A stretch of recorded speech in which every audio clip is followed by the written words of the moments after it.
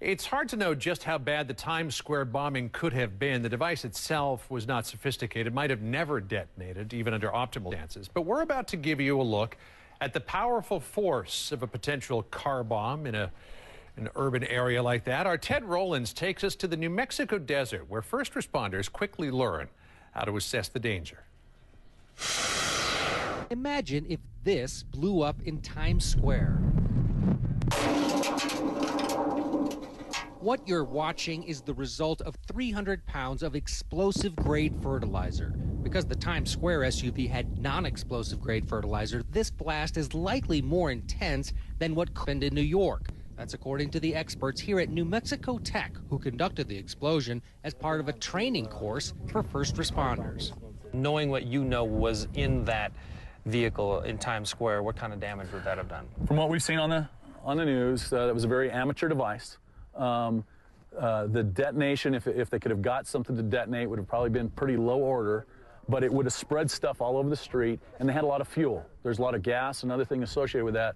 So out of a small explosion, that had probably been a very big fire. The federal government has trained more than 300,000 first responders through this explosives course at New Mexico Tech. They see firsthand what explosives like this briefcase bomb can do. Obviously, done more damage to our mannequin that we used, more damage to the ceiling. This is going to be an evidence-rich environment right here. We want to make sure we protect that. We spent the day with a class that had law enforcement from D.C., Detroit, L.A., Atlanta, and other places. Most of the teaching is in a classroom setting, but seeing the explosions and the aftermath is what really hits home. 3, 2, 1.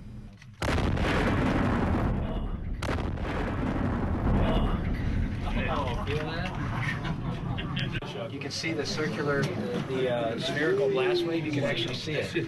Right over here we have probably an axle shaft, spring hangers.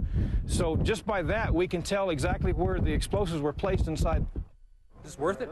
Oh, absolutely, absolutely. Because the people who are going to go to any type of event, they're going to be your very first responders, your police officers, your firefighters, paramedics, and they need to have at least some idea of what they've come across and the dangers that poses, and also evidence issues, so we have a chance of catching whoever's involved.